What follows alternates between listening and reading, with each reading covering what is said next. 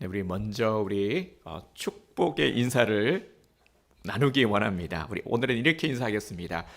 괜찮습니다. 하나님이 함께 하십니다. 자, 이렇게 우리 인사하시기 바랍니다. 괜찮습니다. 하나님이 함께 하십니다. 네, 그리고 우리 부활주의를 지났으니까요. 고난을 넘어 부활 승리하세요. 이렇게 인사하겠습니다. 고난을 넘어 부활 승리하세요. 아멘. 네, 우리 삶에 고난스러운 일들이 참 많죠. 네, 우리 예수님도 고난을 이기시고 부활 승리하셨잖아요. 그래서 우리 삶의 모든 고난을 이기고 믿음으로 승리하게 될 줄 믿습니다. 네. 오늘 설교를 준비하면서 보통 이렇게 가제목을 먼저 정하고요. 나중에 이제 그 원고를 완성하고 제목을 바꾸는 경우가 많은데 오늘은 제가 이렇게 해놓은 제목 그대로 이렇게 올렸습니다. 네, 11조 꼭 해야 되나요? 라는 조금 재미난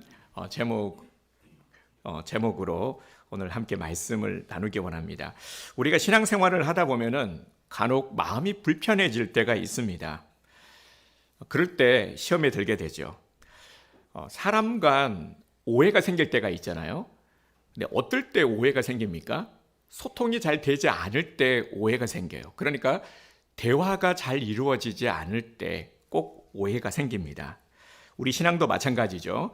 하나님과 소통이 잘 되지 않으면 어떤 일이 생기냐면 하나님과 오해가 생깁니다. 오해는 어떻게 풀어야 됩니까? 네, 사람 간에도 우리가 공식은 알고 있어요. 대화를 통해서 풀어야 됩니다. 부부 간에도 그렇고 우리 부모와 자녀 간에도 그렇고 그리고 사회생활을 하면서 만나는 동료들도 마찬가지죠. 대화로 풀어야 됩니다. 우리 신앙의 오해도요.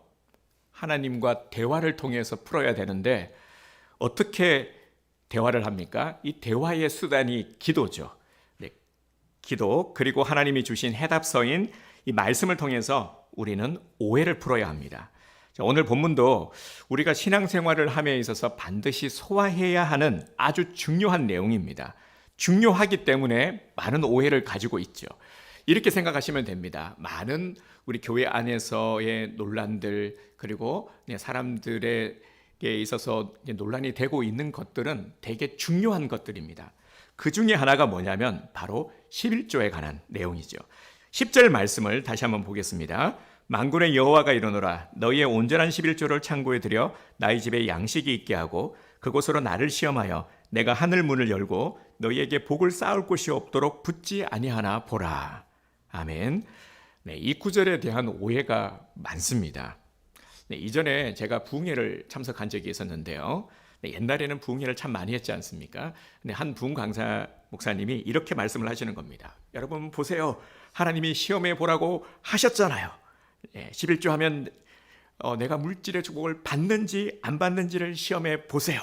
11조 했는데 못 받으면 낸 거 돌려달라고 환급 신청을 하세요. 네, 이렇게 하셨어요. 그다음 위트 있는 말씀으로 저도 받아들였지만 그렇지 않는 분들도 많은 것 같아요. 아마도 반감, 이게 표정이 좋지 않은 분들도 계셨던 것 같거든요. 네, 초대 교회 때도 그랬지만 우리 한국 교회 초기에도 어떤 신학적인 것들이 잘 정립되지 않았을 때, 그럴 때 많은 혼란이 있었습니다. 사역자들도 귀했고요. 하지만 더러 잘못된 가르침에도 불구하고 순수하게 받아들이고 믿음으로 순종한 우리 믿음의 선조들이 있었기 때문에 오늘 한국 교회가 있게 된 것이죠. 이들의 순수한 신앙을 보시고 하나님은 참 많은 은혜의 복을 우리 한국 교회 가운데 내려주셨습니다. 이제는 우리가 좀 더 성숙된 신앙으로 세워져야 할 때입니다. 네, 유아기적 우리 아이들도 자라가야 되잖아요, 그죠? 처음에는 말랑말랑한 이유식 먹고 젖을 먹고 이유식을 먹고 말랑말랑한 것을 먹지만 점점 단단한 것을 먹어야 건강하게 자라갈 수가 있는 것처럼 우리들도 항상 머무르는 정말 이 유아기적, 이 초보적인 그런 신앙의 상태에 머무르는 것이 아니라 단단해지고 자라가야 되는 것입니다. 왜냐하면요, 지금의 때가 너무 악하기 때문입니다. 그래서 우리 교회에서 강조하고 있는 게 뭐냐면 큐티하는 것이죠. 매일 성경 큐티를 통해서 매일 말씀을 먹는 것이 영적 건강을 위한 최선입니다. 그래서 제가 그런 말씀을 드려요. 바쁘죠? 알고 있습니다. 힘들죠? 알고 있습니다. 하루 한 장이라도 아무리 바빠도 한 장은 읽을 수 있잖아요. 그래서 말씀 꼭 한 장이라도 읽읍시다. 묵상합시다. 이걸 습관화 드립시다. 제가 강조하고 있습니다. 그래서 드린 말씀 그대로입니다. 최소한 이 큐티는 꼭 하셔야 합니다. 안 되면 어떻게 되냐면, 그냥 귀찮아서 미루게 되고 안 하게 되면 계속 혼란스럽고 힘든 신앙생활이 계속 될 가능성이 높습니다. 단단해지고 자라가야 더 넉넉해지게 되는 것입니다. 자, 말씀을 묵상하면서요, 또 우리가 조심해야 될 것이 무엇이냐면은 딱 한 구절만 뽑아서 해석을 하는 거죠. 그래서 말씀을 묵상하실 때 꼭 기억하셔야 될 게 뭐냐면, 말씀을 읽을 때는 전후 문맥을 함께 살펴야 합니다.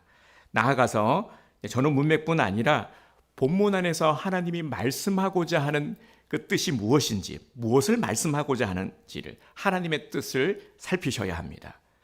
그래서 오늘 본문의 경우도 우리가 말라기 전체를 이해하고요, 주제를 이해하고 그 상황을 이해하면서 이 구절이 무엇을 의미하는 것인지를 우리가 봐야 하는 것이죠. 그래서 말씀을 조금 넓게 볼 줄 아는 영적 안목을 함께 키워가기를 원합니다. 오늘 우리가 주목해야 될 부분은 하나님을 시험하여 보라 하는 부분입니다. 먼저 한번 생각해 봅시다. 하나님을 시험하여 보라라는 말이 조금 불편하게 느껴지시죠? 하나님을 시험할 수 있는 건가? 대반에 이런 의문이 듭니다. 여러분 안 그렇습니까? 하나님을 시험할 수 있을까요? 하나님이 시험을 받으시는 분인가? 이게 가능한가? 하나님은 분명 시험 받으시는 분이 아니시잖아요. 그런데 우리는 또 보면은요, 그동안 우리의 모습들을 보면 참 많이 하나님을 시험해 왔거든요. 하나님, 이거 주세요. 안 주시면은 저 삐질 거예요. 저 삐딱선 탑니다. 제가 분명히 말씀드렸어요. 이런 모습들이 우리 안에 있었단 말이죠. 이런 마음이 하나님을 시험하는 것 아니겠습니까? 사실 이런 신앙이 아니라 불신앙의 모습인 것이죠. 그런데 이런 모습들이 성경에 보면 과거 이스라엘 백성들의 모습에서도 고스란히 드러납니다. 이스라엘 백성들이 광야 생활을 하면서 참 많이도 하나님을 시험했거든요. 그래서 민수기 14장 22절을 보면은 정확한 이 숫자까지도 기록을 하고 있습니다. 10번이나 하나님을 10번이나 시험하고 내 목소리를 청종하지 않았다라고 말씀하고 있습니다. 예수님도 마귀의 시험을 받으실 때 뭐라고 말씀하셨습니까? 주 너희 하나님을 시험하지 말라 하셨잖아요. 자, 여러분, 하나님을 시험하는 것은 분명히 불신앙이 맞습니다. 그런데 왜 여기서는 시험하여 보라 말씀하는 걸까요? 하나님께서 이렇게 시험해 보라고 말씀하신 이유는 그 시대가 워낙 악했기 때문입니다. 너무너무 악했기 때문에, 불신앙으로 가득 차 있었기 때문에 역설적인 표현을 사용하신 겁니다. 그들이 언약 백성인데, 여러분, 언약 백성이라는 것은 정말 특별한 은혜, 특별한 복을 입은 것 아닙니까? 하나님이 말씀을 통해서 축복을 약속하셨고, 또 정말 이 이스라엘 백성들에게 주신 하나님의 특별한 약속들이 정말 많습니다.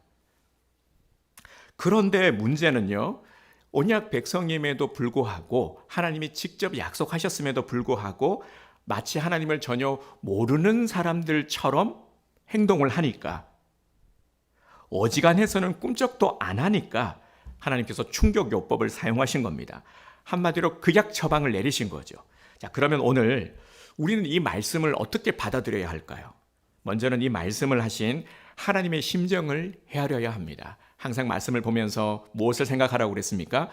하나님께 질문을 하세요. 하나님, 이 말씀을 내게 주신 그 이유가 무엇입니까? 하나님의 뜻이 무엇입니까? 어떨 때는 강한 의문이 들 때가 있을 거예요. 때로는 강한 의심이 들 때도 있을 겁니다. 아주 좋습니다. 그럴 때 하나님께 물음표, 묻는 겁니다. 이렇게 시작을 하는 거예요. 하나님이 오죽했으면은 그리 말씀하셨을까? 다시 말씀을 드리지만, 하나님을 시험해 보자라는 것은 이건 분명 불신앙적인 태도입니다. 그리고 또한 이 구절을요, 11조를 하면 복을 주신다라는 뜻으로만 한정지어 보지 말아야 합니다. 하나님의 크신 뜻을 제한하는 이 편협한 시각을 가져서는 안 되는 것이죠. 자, 이 말씀의 요지는요, 그릇된 길로 가고자 하는 백성들을 돌이키시려고 하시는 하나님의 애타는 심정입니다. 물론 온전한 11조를 하면 하나님께서 부어주시는 축복이 분명히 있습니다. 이런 믿음과 정성을 왜 하나님께서 축복하시지 않으시겠습니까? 그런데 오늘 본문의 핵심은 이게 다가 아니라는 겁니다. 이 속에 담겨진 하나님의 크신 뜻이 있다라는 것이죠. 하나님이 이렇게 나를 시험해 보라, 구약 처방을 하시면서 11조 얘기를 꺼낸 것은 당시 이스라엘 백성들이 총체적으로 무너졌기 때문입니다. 도저히 이 수습 불가의 상태에 이르렀기 때문입니다. 그들은 왜 이렇게 무너졌습니까? 이를 알려면 당시의 시대 상황, 배경을 우리가 알 필요가 있는데요. 이스라엘 백성들이 바벨론 포로에서 돌아왔을 때 고향 땅은 황폐되었습니다. 성전도 무너져 내렸어요. 그러니까 뭐 없는 겁니다. 아무것도 없는 그런 황폐한 상태였던 겁니다. 그들이 다시 이제 성전도 재건하고 이제 나라를 다시 재건하고자 애썼지만, 이 재건 사업을 시작했지만 이마저도 순탄하지 않았습니다. 외부의 방해로 인해서 15년 동안이나 이 성전 재건 사업이 멈춰져 있었습니다. 이걸 두고 볼 수가 없어서 하나님이 누구를 보내시냐고 하면은 학개 선지자를 보냅니다. 우리 기억나시죠? 학개 선지자는 부흥사적인 기질을 가지고 있었던 것 같습니다. 이스라엘 백성들을 깨우기 위해서 열심히 이제 말씀을 선포합니다. 여러분, 성전이 재건되면 하나님의 영광을 볼 것이고 여러분들에게도 놀라운 하나님의 은혜의 복이 임할 것입니다 하면서 계속해서 이 성전 재건을 촉구합니다. 이 메시지를 전하면서 백성들의 마음에 다시 불을 지핀 것이죠. 학기 선지자의 말을 듣고 백성들이 깨달았습니다. 아, 정신을 차려야지. 우리가 이러고 있을 때가 아니다. 왜 우리가 돌아왔느냐? 맞아. 다시 성전을 일으키고 다시 나라를 일으켜야지. 그래서 다시 한번 일어나 보자 해서 삽을 들고 망치를 들고 수레를 끌고 이제 무너진 성전을 재건하고자 애썼고 의기투합해서 결국 마무리를 했습니다. 자, 그리고 나서 무엇을 기대했을까요? 네, 보상을 기대했겠죠. 이렇게 헌신을 했으니까 하나님이 당연히 복을 주실 것이다 라는 기대를 가졌던 것이죠. 그래서 복을 기다렸습니다. 그런데 문제가 뭐였냐면요, 당장에 뚱땅 뭔가 삶이 나아지고 이 복이라고 여길 만한 무엇인가, 기대하는 무엇인가가 충족이 되어야 되는데 그렇지가 않은 거예요. 나아지는 게 없는 겁니다. 우리식으로 표현하면 이렇게 되는 거죠. 아, 뭐 예수 믿어도 뭐 별거 없네. 뭐 나아진 게 하나도 없네. 교회 다니는데도 뭐 내 삶에 내가 나아진 게 뭐가 있어? 아무것도 없네. 예. 그렇게 해서 제일 먼저 나타난 현상이 뭐냐면 예배가 무너진 겁니다. 백성들이 예배의 자리로 나오지를 않는 거예요. 아무리 헌금하고 뭐 예배 드려봤자 하나님은 묵묵무답이라고 여기니까요. 자, 그러면 정말 하나님이 그들을 외면하셨습니까? 성경을 읽어보신 분들이라면 여기에 대한 정답을 알고 있습니다. 절대 그렇지 않죠. 우리는 성경의 역사를 알고 있습니다. 다시 기억을 떠올려보시기 바랍니다. 항상 그렇지만요, 백성들은 늘 성급합니다. 자, 오늘 우리 성도님들 모두가 다 하나님의 은혜를 경험하신 분들이죠. 우리 교회 장점이 이 저마다의 사정들을 잘 알고 있지 않습니까? 그래서 이렇게 얼굴만 봐도 기도 제목을 알 수가 있고 이런 것들이 참 귀한 것이죠. 제가 알기로 우리 성도님들은 모두가 다 정말 특별하신 분들이에요. 여러 가지 어려운 일들을 통해서도 하나님께서 주시는 은혜들을 함께 기도하게 하셨고 또 함께 우리가 여러 가지 어려운 일들을 극복하면서 그렇게 여기까지 오지 않았습니까? 그래서 이 특별한 은혜를 우리가 경험했고 또 간직하고 있는, 너무나도 이것 자체가 너무 복된 것이죠. 그래서 이 은혜를 좀 잊지 않았으면 좋겠어요. 하나님께서 이렇게 우리들을 사랑하시고 나를 사랑하시고 이끌고 계시다는 이 마음 절대 놓치지 마시길 바랍니다. 근데 이스라엘은요, 이걸 놓쳤거든요. 근데 은혜를 체험하면 우리가 자연스레 알게 되는 게 뭐냐면 하나님의 복에는 임계점이 있다라는 겁니다. 이 임계점 아시죠? 분명 흘러 넘치는 그 임계점이 있거든요. 근데 문제가 너무 성급해서 하나님을 신뢰하지 못하는 겁니다. 당장에 무언가가 주어져야 되는데 그렇지 않으니까 이걸 기다리지 못하고 판단해 버리는 거죠. 근데 이게 지금 문제가 되는 겁니다. 그들의 성급함 때문에 신앙이 무너지기 시작한 것이죠. 신앙이 무너지니까 당연히 삶이 어려워지게 된 겁니다. 삶이 점점 더 피폐해져 간 겁니다. 요한계시록에 보면 라우디게아 교회를 책망할 때에 뭐라고 그랬습니까? 뜨겁지도 차지도 않는 상태. 그러니까 교회에 안 가자니 찜찜하고 그렇다고 가기는 싫고, 그들이 성전에 나갈 때 무엇을 가지고 나갔습니까? 예물을 가지고 나갔죠. 당시에는 오늘날처럼 이렇게 우리가 헌금을 드리는 것이 아니라 양이나 염소, 비둘기 이런 예물을 가지고 갔습니다. 그런데 경제 상황이 나빠지니까 흠 없는 것, 좋은 것을 골라 드릴 수가 없는 거예요. 원래는 흠 없는 것을 드려야 되는데 그렇지 못하는 겁니다. 좋은 것은 내다 팔아야죠. 돈을 벌어야 되니까. 그래서 어떻게 했냐면 성전에 제사하러 갈 때 흠 있는 것을 고른 겁니다. 눈먼 것, 병든 것, 저는 것, 상한 것. 그러니까 팔아도 돈이 안 되는 것들을 골라서 하나님 앞에 갖고 가서 형식적으로 예배를 드리기 시작한 것입니다. 그런데 이것마저도 점점 시간이 지날수록 횟수가 줄어들고 나중에는 아예 예물을 안 가져가는 경우도 많아졌습니다. 그러니까 또 이게 어디로 불똥이 튀냐면요, 제사장들에게 불똥이 튄 겁니다. 레위인들은 당시 땅의 기업을 소유하지 못했습니다. 그래서 백성들의 11조를 통해서 생활을 해야 했는데 이게 안 되니까 레위인들의 생계가 위협을 받게 된 것입니다. 그래서 어떻게 했을까요? 느헤미야서에 보면은 레위인들이 제사장직을 때려치는 겁니다. 먹고 살기 위해서 성전을 떠나는 것이죠. 성전에 제사장이 없으니까 또 어떻게 되겠습니까? 당연히 제사가 안 되고 레위인이 없으니까 성전 관리가 안 되는 겁니다. 그러니까 안팎에서 정말 총체적인 신앙의 붕괴가 일어난 겁니다. 여기서도 끝이 아니었습니다. 또 어떤 현상이 벌어졌는가 하면은 옆에 나라를 보니까 하나님을 믿지 않는, 그러니까 이방신을 섬기는 나라들, 이 나라들 보니까 잘 살거든요. 쟤네들 되게 좋아 보이거든요. 저들이 섬기는 신은 저렇게 복을 주는데, 그런데 상대적으로 우리는 그렇지 못한 것 같아.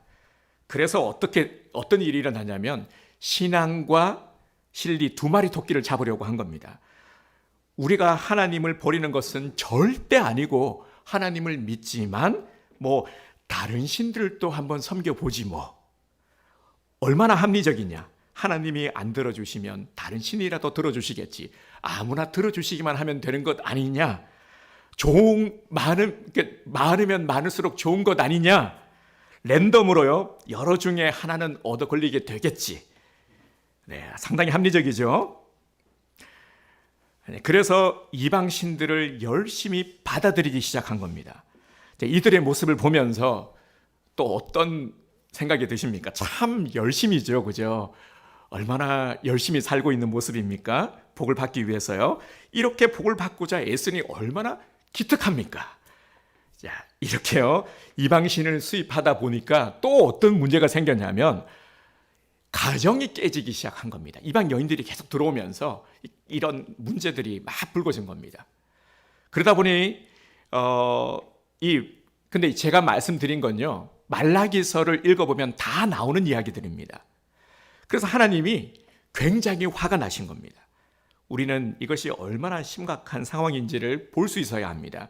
말씀을 통해서 또 오늘 나의 모습과 우리들의 모습을 볼 수 있는 안목을 열어가셔야 됩니다. 결국 신앙의 타락이 공동체의 균열로, 나라 전체의 붕괴로 확대된 것입니다. 백성들의 윤리는 땅에 무너지고 삶이 엉망이 되고 도저히 수습할 수 없는 처참한 일상이 절정을 이룰 때 바로 오늘 본문의 말씀이 선포된 것입니다. 자, 이제 이해가 되셨죠? 네, 성경의 이야기도 재밌습니다. 역사잖아요. 네, 실제 역사이기 때문에요. 재밌습니다. 그러면 다시 우리 7절 앞부분의 말씀을 함께 볼까요?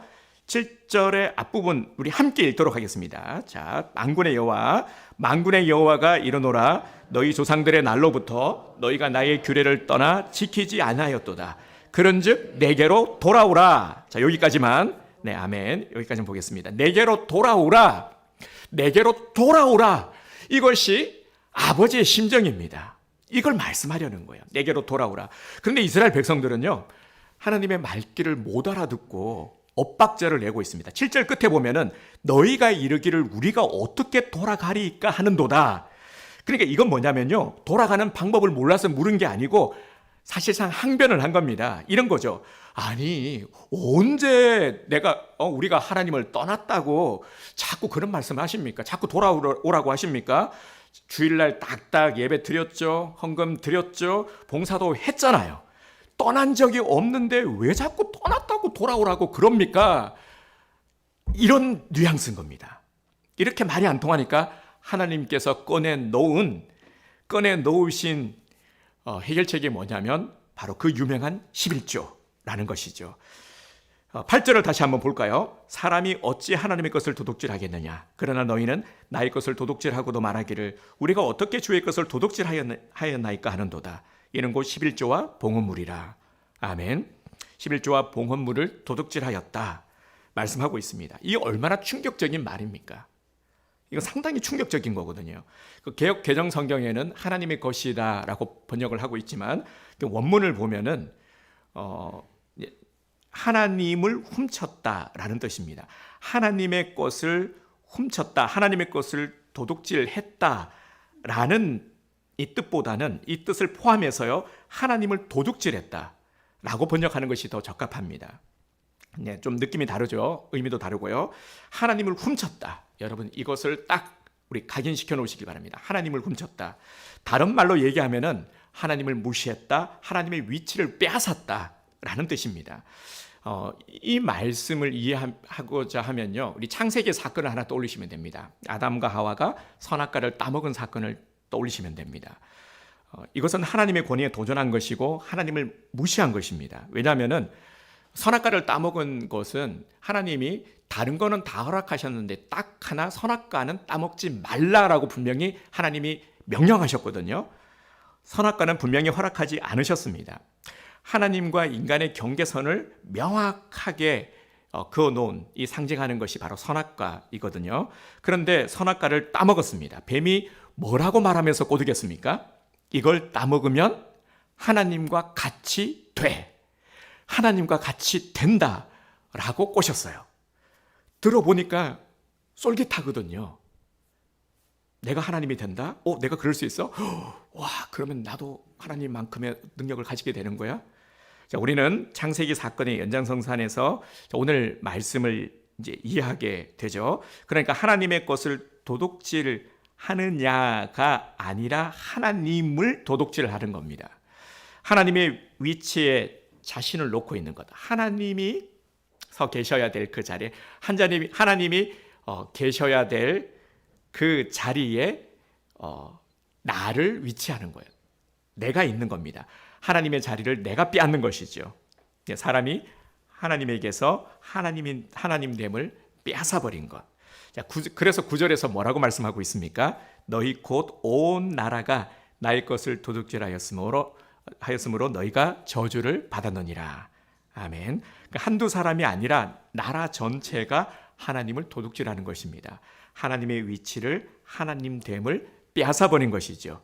그 결과 재앙으로 나타났습니다. 근데 여기서 또 우리가 오해하지 말아야 될 것이요, 하나님이 재앙을 내리신 것이 아니라, 하나님이 저주를 하신 것이 아니라 그들의 선택의 결과가 저주스러운 현실로 나타난 것입니다. 하지만 하나님께서는 그럼에도 백성들을 사랑하시고 긍휼히 여기셔서 처방책을 내놓으셨어요. 그게 바로 10절입니다. 자, 10절의 말씀을 함께 읽도록 하겠습니다. 만군의 여호와가 이르노라 너희의 온전한 11조를 창고에 들여 나의 집에 양식이 있게 하고 그것으로 나를 시험하여 내가 하늘 문을 열고 너희에게 복을 쌓을 곳이 없도록 붙지 아니하나 보라. 아멘. 자, 이 말씀 속에 제가 쭉 배경에 대해서도 말씀을 드렸는데요, 하나님의 심정을 한번 느껴보시기를 바랍니다. 하나님의 표정을 한번 떠올려 보시기를 바랍니다. 제가 하나님의 심정을 이렇게 한번 표현해 보겠습니다. 이 도둑놈들아, 최소한 기본적인 것들, 기본적인 11조, 기본적인 예물, 이런 것들을 똑바로 들여보고 그런 말을 해라. 정말 제대로 드릴 때 내가 복을 주나 안 주나 한번 봐봐. 너희 창고에 쌓을 곳이 없도록 내가 채워줄게. 자, 이제 이해가 되시죠? 그러니까 오늘 말씀의 초점은요, 11조를 하라에 있는 것이 아니라 너희 삶을 고치라에 있는 겁니다. 이게 중요한 것입니다. 자, 그렇다면 우리는 한 걸음 더 나아가서 도대체 11조가 무엇이길래 하나님이 이 11조 카드를 꺼내 들어서 백성들의 삶을 고친다라고 말씀하시는 걸까요? 자, 먼저 11조는 돈의 문제가 아니라 우리 믿음의 문제라는 것입니다. 11조는 내 형편의 문제가 아니라 신앙의 문제라는 겁니다. 내 것이 아니라 하나님의 것이라고 고백하는 것, 이것이 바로 이 11조의 참된 의미인 것이죠. 그러니까 11조는 하나님께서 내게 있는 모든 것들이 내 것이 아니라 하나님의 것입니다 라는 신앙의 고백이라는 것입니다. 여러분 정말로 그렇게 믿으십니까? 내게 허락된 것, 내게 주어진 물질이 나의 것이 아니라 하나님의 것임을 고백하십니까? 네, 이것이 대단히 중요한 것입니다. 그래야 우리가 이 자유함, 참 자유함을 우리가 누리며 살아갈 수 있기 때문이죠. 그러니까 이 11조나 헌금의 문제는 이 돈의 문제가 아니라요, 형편의 문제가 아니고 믿음의 문제라는 것입니다. 모든 것이 다 하나님의 것인데 그중에 10분의 1을 구분해서 이것이 하나님의 것임을 고백하는 것, 나의 모든 것이 하나님의 것입니다 라는 것을 고백하는 것이 바로 11조의 의미인 것이죠. 자, 8절을 보겠습니다. 8절을 보면 사람이 어찌 하나님의 것을 도둑질하겠느냐, 그리고 끝절 곧 11조와 봉헌물이라. 아멘. 그러니까 말라기 시대의 신앙인들이 하나님을 하나님으로 고백하는 것, 내가 주인이 아니고 하나님이 내 인생의 주인이심을 고백하는 그 증거가 11조라는 것입니다. 또 하나 11조라고 하는 것은요, 하나님과 나의 관계를 보여주는 아주 중요한 척도가 됩니다. 그래서 11조는 내 신앙의 기본이요 또 척도가 되는 겁니다. 결국 오늘 본문은 11조라고 하는 것, 이것은 영적 회복의 문제라는 것을 우리에게 말씀하고 있는 것입니다. 하나님과의 관계를 푸는 중요한 지렛대가 바로 여기에 있다라는 것이죠. 그러니까 가장 기본적인 것이 안 되는데 과연 우리가 하나님을 섬긴다라고 말할 수 있을까? 이것을 오늘 우리 스스로에게 우리는 물어볼 수 있어야 하는 것이죠. 강한 신앙적인 촉구를 우리에게 하고 있는 것입니다. 여러분, 우리가 또 한 가지 잊지 말 것은요, 11조 자체가 물질의 축복의 수단으로 삼지 말아야 된다는 겁니다. 이 수단은 아니라는 것이죠. 그동안 우리 한국 교회 안에는 이 기복주의 신앙이 뿌리 깊게 자리 잡았습니다. 그런데 물론 성경은 기복을 말하고 있죠. 하나님께서 아브라함에게도 복을 약속하셨습니다. 실제로 복을 많이 내려주셨죠.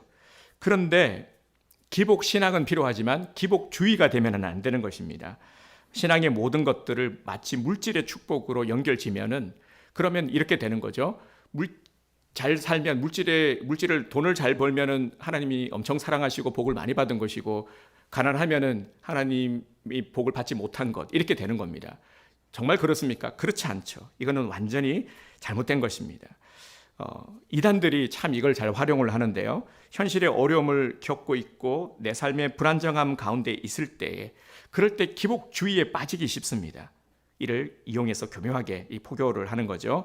이런 것들을 주의하셔야 됩니다. 신앙은 우리 편에서 무엇을 하면은 하나님 편에서 무언가를 보상해 줘야 하는 그런 거래 관계가 아니라는 것입니다.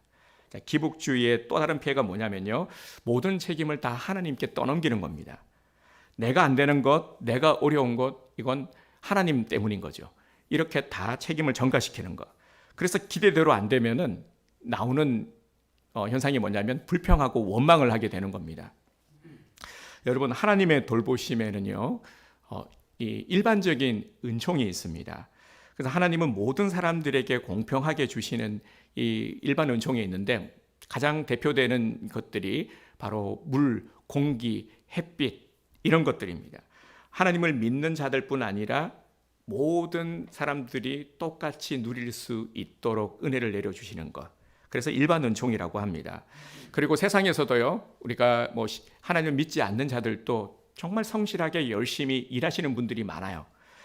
그들이 열심히 최선을 다하고 자신의 일에 열심을 내었을 때 성과를 내는 것, 그럴 수 있는 것이 바로 일반 은총이. 그러니까 이들은 모르지만 하나님께서 주신 이 은혜 속에서 결국 살아가는 것, 이걸 깨닫지 못하는 것뿐이죠. 돈을 벌기 위해서 열심히 최선을 다하면 어떤 결과를 얻게 되는 것, 이게 또 일반 은총입니다. 그래서 신앙인은 아니지만 세상에서 자수성가하신 분들도 참 많지 않습니까? 여러분, 우리가 하나님께 드리고 싶어하는 마음, 이것이 참으로 귀한 신앙입니다. 하나님께 드리고 싶은 마음은 바로 욕망을, 우리의 욕심, 정욕을 못 박는 일인 것이죠. 오늘 우리 현대인들이 안고 있는 여러 가지 고질적인 병들이 있는데 그 중에 하나가 모자란 병이라고 합니다. 그러니까 아무리 벌어도 모자라는 겁니다. 우리가 생각하기에 와, 저 정도 벌면은 나는 진짜 만족하며 살겠다. 그런데 막상 뭐라 그럽니까? 늘 부족하다고 해요. 나는 아직도 목마르다. 네, 만족하는 사람 한 사람도 없습니다. 저 정도면 나는 진짜, 나는 진짜 막 나누면서 진짜 그렇게 살겠다. 절대 그렇지 않습니다. 네, 모자라요. 그리고 또 이게 은혜의 빚만 져야 되는데 또 우리 빚도 많이 지고 그러지 않습니까? 그러다 보니까요, 너무 이렇게 돈이 많이 새어 나가는 겁니다. 세상에 나가 보면은 또 얼마나 사고 싶은 게 많습니까? 요즘 보면은요, 그 유튜브를 봐도 광고가 나오고, 그리고 TV를 봐도 광고가 나오잖아요. TV 켜니까 홈쇼핑부터 시작하더라고요. 그래서 저도 보면 TV 켰다가, 하다가 한참을 봐요. 하다가, 자, 이제 마감 얼마 안 남았습니다. 네, 지금 매진이 임박했습니다. 지금 이제 한두 명이면 끝날 것 같네요. 해서 나도 모르게 전화를 해요. 해서 왜냐면 마지막 저거 안 잡으면 안 되잖아요. 지금 엄청난 파격 세일이야, 저거. 그리고 지금 당장은 안 필요하지만 쟁여두면 좋은 거야. 그래서 제가 그만 사고 말았다는 거 아닙니까? 네, 이런 경험들 다들 있으실 거예요. 보면은요, 진짜 사고 싶어져요. 기가 막히게 잘 팔더라고요. 혹하게 됩니다. 네, 우리 신앙인들이요, 주일날 헌금을 주저하게 되는 첫 번째 이유도 물론 경제적인 형편 때문입니다.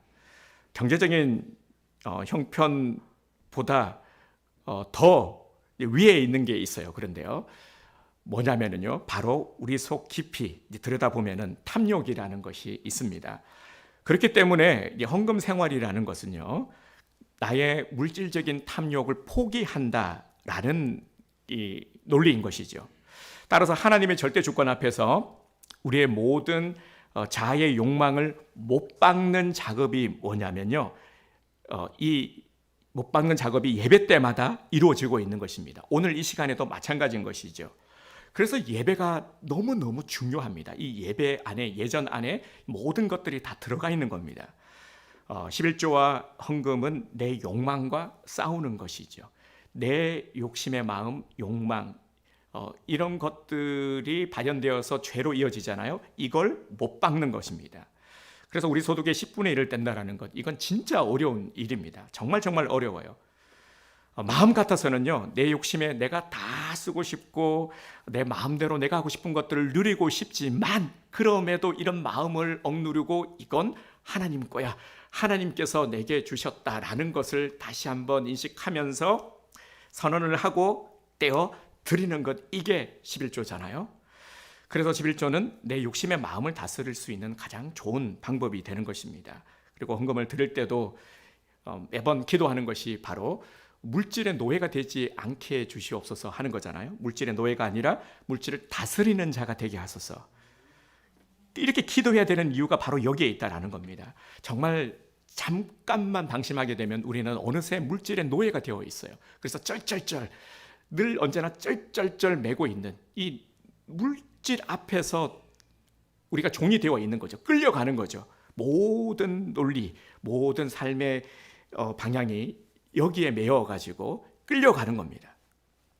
하지만 우리는 끌려가는 종이 아니라 다스리는 자, 복되게 사용하는 자가 되어야 하는 것이죠. 12절을 보면 하나님의 축복이 분명히 약속이 되어 있습니다. 하나님은요, 우리 하나님은 어떤 분이냐면, 우리 하나님은 절대로 인색하실 필요가 없으신 분입니다. 우리 하나님은 우리가 성경을 보면 알게 되는 것이 우리를 정말 사랑하시고, 그럼에도 사랑하시고, 끝까지 참으시고, 꼴을 봐주시고, 기회를 주시고, 다시 우리를 일으키시고, 결국 무엇을 주십니까? 오늘 또 마지막에 무엇을 약속하고 있습니까? 복을. 이게 아버지의 심정이라는 것입니다. 우리가 육신의 부모를 통해서도 어느 정도 이것을 헤아릴 수 있지 않습니까? 우리 자녀들이요, 정말 이런저런 사고도 많이 치고 참 애를 많이 먹이기도 하지만, 그럼에도 우리 부모의 마음은 한결같잖아요. 그렇다고 해서 너 이제 2년 끊자, 이제부터는 네가 네 인생 살아가라, 이럴 뭐 잠깐 화나서 그럴 수는 있어도 그럴 부모님 안 계시잖아요. 그리고 계산 안 따지잖아요. 내가 너한테 이렇게 해줬으니까 너는 앞으로 나한테 얼마를 갚아야 돼, 이자까지 쳐서 갚아야 돼, 이놈아, 이럴 부모님 안 계시잖아요. 계신가요? 안 계시잖아요. 그죠? 우리 하나님 아버지의 마음이 그렇다라는 거예요. 그래서 너희 땅이, 12절을 보면 땅이 아름다워짐으로 모든 이방인들이 너희를 복되다 하리라, 만군의 여호와의 말이니라. 아멘. 이 12절의 말씀이 정말 기가 막힌 말씀이에요. 우리 성도님들의 삶의 필요가 채워지는 축복이 있기를 주님의 이름으로 축복합니다. 우리 하나님은요, 자녀들을 위해서 가장 좋은 것을 아끼지 않으신 분입니다. 우리가 하나님 앞에서 회복되고 복받는 모습을 내 주변 사람들이 지켜보겠죠. 우리 이웃들, 그리고 우리 직장에서의 동료들, 그 동료들이, 그리고 여기에서의 이방인들은 하나님을 믿지 않는 우리 주변에 있는 사람들을 말하는 것이죠. 그래서 우리를 보면서 와, 정말 야, 나도 저렇게 살고 싶다, 야, 진짜 멋지다, 보는 거예요. 복받는 우리의 모습을 지켜보는 겁니다. 보면서 인정하는 거예요. 그래, 내 진짜 인정한다. 진짜 너는 진짜 복되다 라고 하는 거예요. 하나님의 백성들이 하나님과의 관계가 회복이 될 때 세상 사람들이 이렇게 부러워할 만한 모습이 오늘 우리에게 일어나게 된다는 것입니다. 여러분, 정말 멋지지 않습니까? 그래서 하나님이 계속 말씀하시는 게 뭡니까? 강조하고 있는 것이 돌이키면 이 돌이키기를 촉구하고 계시는 거예요. 계속 반복하면서 말씀하고 계십니다. 하나님은 오늘 본문 말씀을 통해서 우리에게 이렇게 말씀을 하고 계십니다. 이렇게 묻고 계세요. 네가 과연 나를 정말로 사랑하느냐? 계속해서 우리에게 말씀하고 계시죠. 네가 나를 전적으로 신뢰하느냐 하는 것을 묻고 계십니다. 우리 지난주에도 동일한 말씀을 함께 나누었죠. 예수님이 베드로에게 요한의 아들 시몬아, 네가 다른 사람들보다 나를 더 사랑하느냐? 네, 기억나시죠? 동일한 의미의 말씀입니다. 오늘 주님은 나에게 묻고 계십니다. 네가 나를 더 사랑하느냐? 네가 나를 더 사랑하느냐? 이 말씀 앞에 우리가 자신 있게 말씀드릴 수 있어야 되죠. 네, 그럼요 주님, 제가 주님을 사랑하는 줄 주님께서 아십니다 라고 말할 수 있어야 되겠죠. 정말 돈이 아니라 만몬이 아니라 하나님이 나의 왕이 되십니다. 하나님이 나의 주인 되심을 저는 믿고 고백드립니다. 그때 하나님께서 하늘 문을 여시고요, 우리에게 풍성한 복을 내려주실 줄 믿습니다. 네, 보너스로 한 가지만 더 말씀을 드리면요, 11조의 본체는 예수 그리스도다라는 사실을 우리가 기억하기를 원합니다. 여기까지 나아가기를 원합니다. 우리는 창세기에서 그 이유를 찾을 수가 있는데, 창세기 14장에 보면은 아브라함이 조카 롯을 구하러 갔다가 전부 다 빼앗기는 사건이 일어나죠. 거기서 멜기세덱을 만났는데 멜기세덱에게 자원하는 마음으로 아브라함이 11조를 드리는 장면이 처음 성경에 나옵니다. 근데 이 멜기세덱이 누구를 상징합니까? 네, 히브리서에 보면은 멜기세덱은 예수 그리스도를 상징함을 말씀하고 있죠. 그러니까 아브라함이 멜기세덱에게 11조를 드렸다라는 것이 무슨 뜻인가 하면은 예수 그리스도가 이 땅에 11조로 오셨다라는 것이죠. 예수 그리스도는 우리의 구원을 위해서, 우리의 회복을 위해서 온전한 제물로 하나님의 11조가 되어주신 것입니다. 그의 전부를 우리를 위해서 생명을 아끼지 않고 내어주신 것이죠. 그래서 오늘날 11조를 하는 게 맞느냐 안 맞느냐, 유튜브 보면은요 정말 기가 막히는 많은 영상들이 많습니다. 찬반이 나누어지는데요. 열심히 논쟁을 벌이고 있는데 사실 이런 논란은 무의미한 것들입니다. 이 11조라는 개념 속에는 예수 그리스도께서 우리를 어떻게 구속하셨고 어떤 죽음으로 죽으셨는가 하는 것들이 다 포함이 되어 있습니다. 그래서 말라기서에는요, 그 11조 앞에 온전한이라는 표현이 들어가 있는 겁니다. 온전한 11조를, 이 온전한 11조는 누굽니까? 궁극적으로는 예수 그리스도를 의미하는 것이죠. 예수 그리스도께서 우리를 위해서, 나를 위해서 온전한 11조가 되어주셨다라는 것입니다. 우리가 언제나 이 십자가를 기준 삼아서 나아가야 되는 이유는 우리 주님이 우리를 위해서 자신의 모든 것들을, 자신의 몸, 자신의 생명, 자신의 모든 것들을 내어주셨기 때문입니다. 그래서 11조의 본체가 예수 그리스도이심을 안다면 오직 은혜 안에서 기쁨으로 즐거이 드리라 하는 것이죠. 그래서 오늘 우리 안에 좀 바른 이런 11조 신앙이 자리 잡고 그리고 고백되어져서 정말 놀라운 은혜가 오늘 우리 성도님들의 삶 가운데 그리고 가정 가운데 넘쳐나게 되기를 주님의 이름으로 축복합니다.